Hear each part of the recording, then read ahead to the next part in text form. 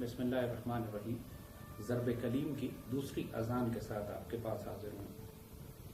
یہ پاکستان اور امت مسلمہ کے لیے بہت نازک وقت ہے اور المیہ اس بات کا ہے کہ پوری مسلمان دنیا میں اور پاکستان میں کوئی صلاح الدین ایوبی ہم کو نظر نہیں آتا. قحط الرجال کا ایسا عالم ہے کہ پوری مسلمان امت کو اس کے حکمرانوں نے ہی کفار کے ہاتھوں فروخت کر دیا. ایک ایک کر کے مسلمان ممالک ان پر بھیڑیوں کی طرح دشمن کی قومیں گر رہی ہیں. شام، عراق، لیبیا، صومالیہ، یمن، افغانستان اور اب جو باقی بڑے مسلمان ملک بچے ہیں ترکی، ایران، سعودی عرب، پاکستان. اب ہماری باری ہے. اس قسم کی تباہی اس سے پہلے چنگیز خان کے ہاتھوں ہی آئی تھی کہ جب اس نے سمرقند اور بخارا سے لے کر دمشق تک کوئی مسلمان شہر نہیں چھوڑا تھا. لاکھوں مسلمان ذبح کیے تھے، پوری اسلامی تہذیب کو مٹا کے رکھ دیا تھا. یہ اللہ کا احسان ہے کہ انہی کافروں کو اللہ نے مسلمان کر کے اسلامی تہذیب کو ایک دفعہ دوبارہ زندہ کیا. لیکن آج ہم جس دور میں گزر رہے ہیں وہ دور اس لحاظ سے بہت زیادہ نازک ہو جاتا ہے کہ آج مسلمانوں پر صلیبی حملے بھی ہیں اور ہماری صفوں میں خوارج بھی ہیں اور تیسری طرف مشرکین بھی. اور پاکستان کے مسلمانوں کو خاص طور پر یہ ذمہ داری ان پر عائد ہوتی ہے کہ امت مسلمہ کے دفاع کے لیے کم از کم امت کی فکر اور سوچ تو کریں. بات یہ کہ پاکستان بنا کسی مقصد کے لیے تھا. پاکستان بننے سے پہلے بھی ہمارے فاؤنڈنگ فادرز قائد اعظم اور علامہ اقبال امت مسلمہ کے مسائل کے لیے، چاہے وہ فلسطین ہو یا انڈونیشیا ہو، اس کے لیے مسلمان دنیا کی قیادت پاکستان اس وقت ہی سنبھال چکا تھا جب پاکستان کا وجود بھی ظاہری طور پر قیام پذیر نہیں ہوا تھا. پاکستان بننے کے بعد پوری مسلمان دنیا کی قیادت کی ذمہ داری بھی اب پاکستان پر ہے. مگر ہمارا المیہ کیا ہے؟ یہ جو 4th اور 5th جنریشن وار جو اس وقت پاکستان کے اوپر مسلط ہے اور اس کے اثرات جس کے آپ پوری مسلمان دنیا میں دیکھ رہے ہیں، کئی بڑے مسلمان ملک جو کھنڈر بنائے جا چکے ہیں، اس کی آج تھوڑی سی تشریح ہم آپ کو کر دیں. کہ قرآن یہ کہتا ہے کہ پھر جو زندہ رہے وہ حق جان کر رہے اور جو ہلاک ہوتا ہے وہ بھی حق جان کر ہلاک ہو. کوئی یہ نہ کہے کہ ہمیں کسی نے حقیقت سے آگاہ نہیں کیا تھا. پاکستان پر جو حملے کیے جا رہے ہیں، آپ نے دیکھا کہ بھارتی فوجیں لے کر تو پاکستان میں داخل نہیں ہوئے، امریکی اپنی فوجیں لے کر تو پاکستان میں داخل نہیں ہوئے. تو پاکستان میں وہ کس کو استعمال کر رہے ہیں اس پاک سرزمین کو، اس مدینہ ثانی کو تباہ کرنے کے لیے؟ انہوں نے خوارج پیدا کی. یہ وہ خوارج ہیں کہ جن کے بارے میں سیدی رسول اللہ نے ہم کو اپنی احادیث مبارکہ میں بتایا تھا. ان کی پوری نشانیاں دی تھی، 100 سے زائد احادیث ہیں جس کے مطابق یہ تمام شہادتیں جو سیدی رسول اللہ ہمیں پہلے عطا فرما چکے ہیں وہ ٹی ٹی پی کے اوپر واجب آتی ہیں. اور ان کے حمایتی آج پوری پاکستانی ریاست کے اندر ہماری مساجد میں، حتیٰ کہ پارلیمنٹ میں موجود ہیں. کشمیر کمیٹی ان کے پاس. اور دوسری جانب سب نیشنلسٹ، بلوچستان لبریشن آرمی جنہیں آپ کہیں، سیکولر کمیونسٹ، یہ تمام وہ لوگ جو غیر نظریاتی یا نظریاتی لیکن صرف کرائے کے مرسنریز ہیں جن کو ہمارے خوارج، ہمارے مشرک دشمن استعمال کر رہے ہیں. اور تیسرے ہماری سیاسی جماعتوں کے دہشت گرد. مگر المیہ کیا ہے؟ المیہ یہ ہے کہ پاکستان پر حملہ صرف ملیٹنٹ یا ملٹری ایکسس سے نہیں ہو رہا. پاکستان کی نظریاتی اور روحانی اساس کی جڑ بھی کاٹی جا رہی ہے، ہماری معیشت کو بھی تباہ کیا جا رہا ہے. پاکستان پر میڈیا کے ذریعے بھی حملے ہو رہے ہیں اور پاکستان کی سیاسی جماعتوں میں غدار اور دہشت گرد موجود ہیں. حقیقت یہ ہے کہ اس وقت پاکستان اس جنگ کو ہار رہا ہے. ہم اس جنگ میں شکست کھا رہے ہیں کیونکہ فوج نے اب تک اگر جن دہشت گردوں پر حملے کیے ہیں وہ ملٹری ایکسس ہے. ظاہر ہے ابھی تک معاشی دہشت گردوں کے خلاف، سیاسی دہشت گردوں کے خلاف، تبلیغاتی یا میڈیا کے دہشت گردوں کے خلاف یا نظریاتی دہشت گردوں کے خلاف ابھی تک کوئی کارروائی نہیں کی گئی ہے.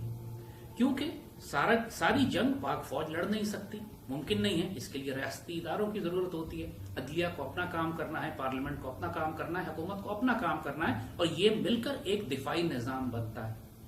جب پارلیمنٹ میں غدار ہوں، جب حکومت وطن فروش ہو، جب عدلیہ اپنی ذمہ داری پوری نہ کرنا چاہتی ہو، تو پھر اکیلی پاک فوج کتنا پاکستان کا دفاع کرے گی؟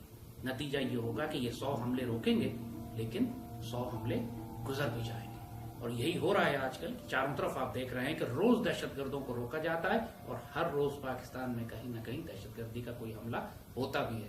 اور جب ہوتا ہے تو یہی میڈیا، یہی سیاسی دہشت گرد، یہی معاشی دہشت گرد اپنی کوتاہی اور کمزوری قبول کرنے کے بجائے مزید فوج پر حملے شروع کر دیتے ہیں کہ یہ انٹیلیجنس فیلئر ہے، یہ فوج کی ناکامی ہے، یا ISI کی ناکامی ہے.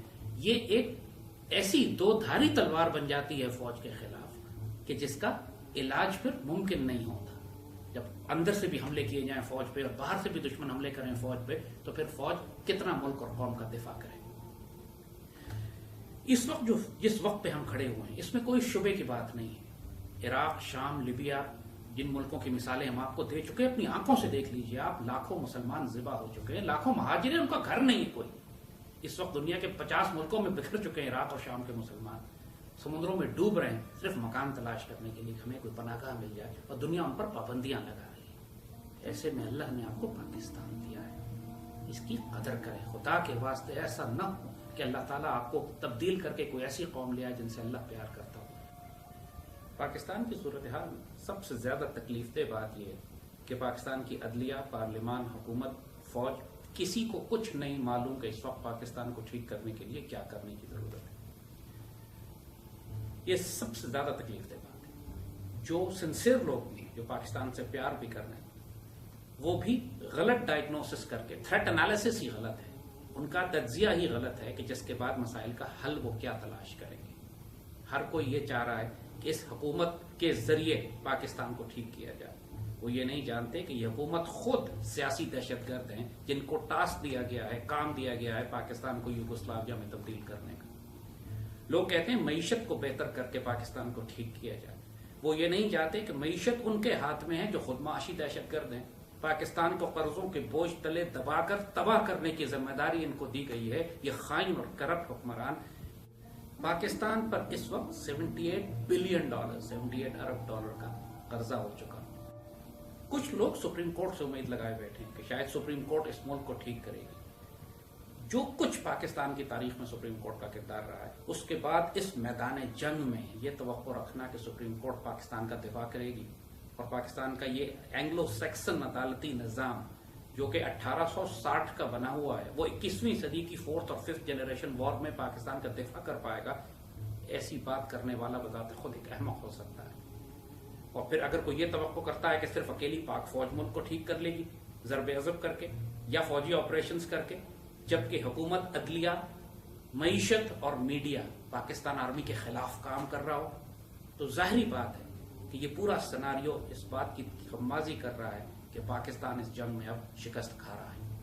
اگر ہم فوجی محاذ پہ جیت بھی رہے ہیں تو معیشت تباہ ہو رہی ہے. ہمارا میڈیا نظریاتی انارکی اتنی پھیلا چکا ہے کہ پاکستان کی روحانی اور نظریاتی اساس کی جڑیں کاٹی جا چکی ہیں. پاکستان کی پارلیمنٹ نے 18ویں امینڈمنٹ پاس کرنے کے بعد صوبوں کو، پاکستانی فیڈریشن کو کنفیڈریشن میں تبدیل کر دیا.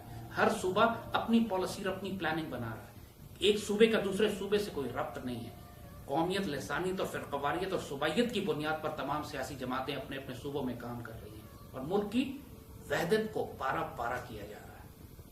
اس صورتحال میں سپریم کورٹ، سچی بات ہے کہ جو کردار ادا کرنے کی کوشش کر بھی رہی ہے وہ ناکافی ہے. اس بات میں اب کوئی شبہ نہیں ہے کہ یہ نظام پاکستان کا دفاع نہیں کر سکتا. پھر ہم کیا کریں؟ اب صرف دو راستے ہمارے پاس ہیں. ایک راستہ یہ ہے کہ پاک فوج اور سپریم کورٹ مل جائے آپس میں اور مل کر یہ اس کرپشن کا، اس معاشی دہشت گردی کا اتنا سخت احتساب کریں کہ آنے والی نسلیں یاد رکھیں. اگر یہ کام نہیں ہوگا تو پھر آپ مودی کا انتظار کریں، کیونکہ جو انارکی پھیل رہی ہے، جو دہشت گرد پاکستان میں موجود ہیں، جو چاروں طرف سے دشمن پاکستان کے خلاف گھیرا ڈال رہا ہے، جو دشمن ہماری سرحدوں پہ بھی تیار ہے اور اب 7 سمندر پار امریکہ میں بھی آ کر بیٹھ گیا ہے، آنے والے وقتوں میں پھر یہ پاکستان میں مزید انارکی پھیلائیں گے. ہم سالوں سے یہ بات کہہ رہے ہیں کہ پاکستان کو ایک ٹیکنوکریٹک کیئر ٹیکر گورنمنٹ کی ضرورت ہے. پاکستان کو ایک مضبوط مرکزی حکومت کی ضرورت ہے جو ملک میں روتلس احتساب کرے. اور ہم نے ہمیشہ پاک فوج سے یہ توقع کی ہے کہ پاکستانی فوج پاکستان کی سپریم کورٹ کو ساتھ ملا کر اپنی یہ ذمہ داری پوری کرے گی. اگر پاکستان کی پارلیمان میں دہشت گرد ہیں، پاکستان کی حکومت میں دہشت گرد ہیں، ڈان لیکس کا واقعہ ہو یا پاناما کا واقعہ ہو، عزیر بلوچ کا ہو، ڈاکٹر عاصم کا ہو، الطاف حسین کے ریڈ وارنٹس جب جاری کر چکے ہیں، وہ جماعت جو پاک کراچی میں پچھلے 25 سال سے دہشت گردی کرتی رہی، اس کے باوجود پاکستان کا عدالتی نظام اس کو گرفتار یا روک نہ سکا. اس نظام سے اگر کوئی یہ توقع کرے گا آپ کل ہی پاکستان میں کراچی کی پولیس کے ہیڈ نے آئی جی نے یہ بات کہی کہ ہم سے 1860 کا نظام دے کر توقع کی جاتی ہے کہ ہم 21ویں صدی میں لا انفورسمنٹ کریں گے. بالکل صحیح بات کی اس نے, وہی بات کی جو ہم برسوں سے کہہ رہے ہیں. ناممکن ہے یہ بات. یہ ایسا ہی بات ہے کہ آپ مردہ مرے ہوئے گھوڑے کو, اس کی لاش کو گھسیٹ کے آپ ٹانگے میں جوتے ہیں اور توقع کریں کہ وہ ٹانگا آپ کو لے کے منزل پہ پہنچے گا. ممکن نہیں ہے. یہ قوم اندھی گونگی اور بہری ہو چکی ہے. اس کے حکمران, اس کے اشرافیہ باولے ہو چکے ہیں. اللہ نے ان پر مہریں لگا دی ہیں. کیا ان کو نظر نہیں آ رہا یہ بات کہ انگریزوں کے بنائے ہوئے اینگلو سیکسن نظام کے تحت آپ پاکستان کا دفاع نہیں کر سکتے؟ اس کے باوجود اس مری ہوئی لاش کو گھسیٹ کے تعفن اٹھ رہا ہے, بدبو اٹھ رہی ہے, سڑانڈ اٹھ رہی ہے اس کے اندر سے. اس کے باوجود سپریم کورٹ, پارلیمنٹ, حکومت, کیبنٹ, گورنمنٹ, حتیٰ کہ فوج بھی اسی نظام کی لاش کو گھسیٹ کر یہ چاہ رہی ہے کہ 21ویں صدی کے پاکستان کو, جس نے امت مسلمہ کی قیادت کرنی ہے, وہ قیادت اس کو اس طریقے سے نصیب ہوگی. ممکن نہیں. لہذا جو تجزیہ ہم نے کر دیا ہے کہ پاکستان میں جس حکومت کی ذمہ داری تھی کہ معاشی دہشت گردوں کو اور سیاسی دہشت گردوں کو اور میڈیا کے دہشت گردوں کو روکے, وہ حکومت خود دہشت گردی میں شریک ہے. جس عدلیہ کی ذمہ داری تھی, اس کے پاس نہ اوزار ہیں نہ اس میں جرت ہے کہ وہ اتنی بڑی جنگ براہ راست اپنے ہاتھوں سے ٹکرائے جا کے. اب رہ گئی فوج. فوج کس حد تک انتظار کرتی ہے, کیا انالیسس کرتی ہے؟ یوگوسلاویا کے پاس بھی ایک فوج تھی. وہ فوج انتظار ہی کرتی رہ گئی, اور جب سول وار شروع ہوئی, جب چاروں طرف سے یوگوسلاویا کے صوبے آپس میں ٹکرا گئے, تو اس کے بعد آپ نے دیکھا کہ 3 سال کے عرصے میں یوگوسلاویا جیسا ملک دنیا کے نقشے سے ختم ہو گیا. سوویت یونین کے پاس ایک بہت بڑی فوج تھی, اور سوویت یونین کی فوج بھی دیکھتی رہ گئی, ایٹمی ہتھیار رکھے رہ گئے, اور سوویت یونین ٹوٹ کر روس کی شکل میں ایک چھوٹا سا ملک بن گیا. انشاءاللہ پاکستان کے ساتھ ایسا ہوگا نہیں, یہ اللہ کی امان میں. لیکن پاکستان کی اشرافیہ اور حکمران اور عدلیہ اور فوج جو حماقتیں اس وقت کر رہے ہیں, اس کے نتیجے میں پاکستانی قوم کو کفارہ بہت شدید دینا ہوگا. جہاں 4-5 ہزار کرپٹ کی گردنیں کاٹ کر اس قوم کی عزت بچائی جا سکتی تھی, وہاں شاید 1-2 کروڑ سر کٹوانے پڑے. آپ عراق اور شام اور لیبیا کا حال دیکھ چکے ہیں. یہ نہ سمجھیے کہ آپ اللہ کے لاڈلے ہیں, آپ کے ساتھ ایسا نہیں ہوگا. 1 لاکھ پاکستانی ہم پہلے شہید کروا چکے ہیں. مزید کتنے کروانا چاہتے ہیں؟ مزید کتنے اے پی ایس کروانا چاہتے ہیں, جس کے بعد آپ کہیں گے کہ ہاں یہ فقیر ٹھیک کہتا تھا اور یہ حکومتی اور ریاستی نظام نہیں چل سکتا.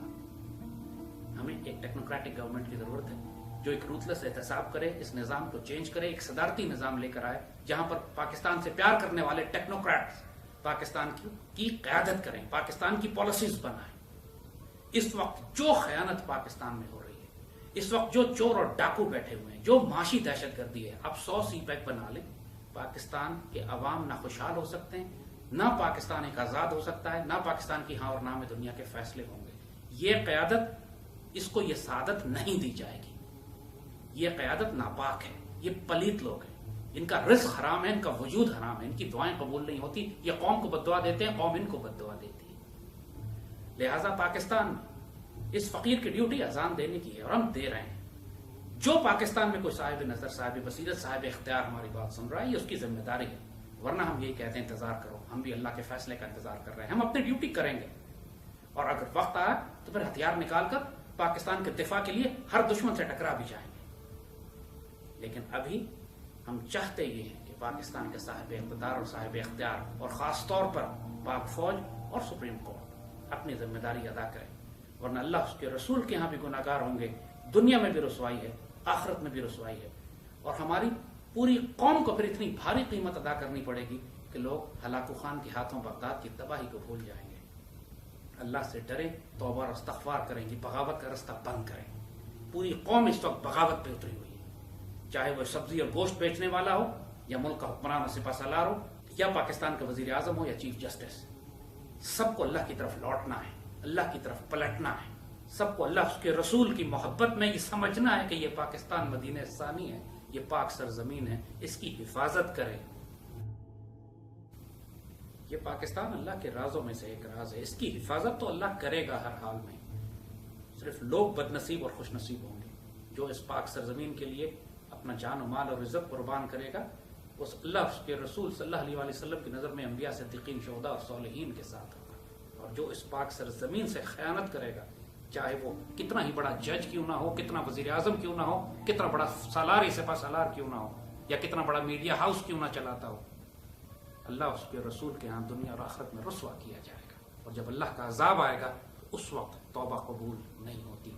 توبہ کا وقت ابھی ہے آپ کے پاس، اس نصیحتوں کو سن لیں، اس سے بیشتر کہ اللہ کی گرفت آ جائے۔ اللہ اس پاکستان کا حافظ و ناصر ہو، اللہ ان سب کا حافظ و ناصر ہو جو اس پاک سرزمین کے ساتھ محبت اور پیار اور ادب کا رشتہ کرتے ہیں۔ اللہ اس پاک سرزمین کے دشمنوں کو رسوا اور غارت کرے، چاہے وہ اندر کے منافق ہوں یا باہر کے کھلے مشرک ہیں، اللہ ان کو تباہ و برباد کرے۔ آنے والے وقت میں ان سب باتوں کا فیصلہ ہو جائے گا جو ہم آج آپ سے کہہ رہے ہیں۔ اس وقت نہ توبہ کا وقت ہوگا، نہ پلٹنے کا وقت ہوگا، صرف سزا کا وقت ہوگا۔ پاکستان زندہ باد۔